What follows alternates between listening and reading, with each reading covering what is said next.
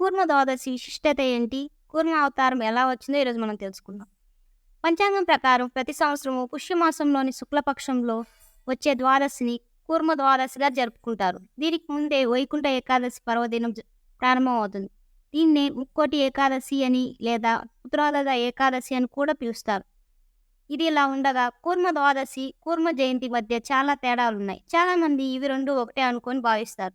అయితే ఈ 2 వేర్వేరు. ఈ పవిత్రమైన సమయంలో శ్రీ మహావిష్ణువుకి ప్రత్యేక పూజలు నిర్వహిస్తారు.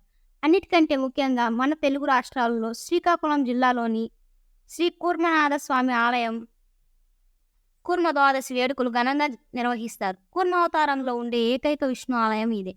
ఈ నేపథ్యంలో ఆంగ్ల నూతన సంవత్సరంలోని జనవరి 22వ తేదీన కూర్మ ద్వాదశి వస్తుంది.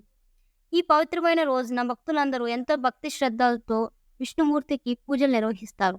ఇదే విధంగా కొందరు ఉపవాసం ఉంటారు. ఈ సందర్భంగా కూర్మావతారం గురించి కొన్ని ఆసక్తికరమైన విషయాలు ఇప్పుడు మనం తెలుసుకుందాం. కూర్మ ద్వాదశి పూజా విధానం శుభముహూర్తం. కూర్మ ద్వాదశి రోజున తెల్లవారుజామున నిద్రలేచి పుణ్యస్నానాలు చేయాలి. పుణ్యస్నానం చేసిన అనంతరం స్వామివారిని ప్రార్థించాలి. ఈ రోజు విష్ణుమూర్తితో పాటు లక్ష్మీదేవిని పూజించడం వల్ల విశేష ఫలితాలు వస్తాయి.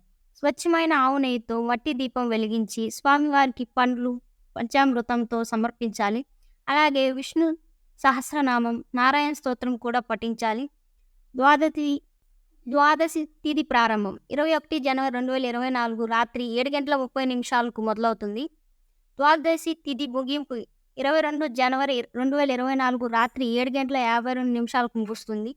శ్రీ మహావిష్ణువు అవతారాల్లో కూర్మ అవతారం చాలా ప్రత్యేకమైనది.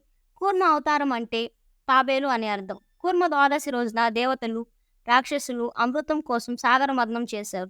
వీరంతా మందర పర్వతాన్ని ఉపయోగించి సాగర మథనం చేయడంలో నిమగ్నమై ఉండగా విష్ణువు కూర్మావతారంలో మందర పర్వతాన్ని ధరించి సాగరం మథనం చేసేందుకు వారితో దేవతలకు అమృతం ఇచ్చినట్లు చాలామంది నమ్ముతారు.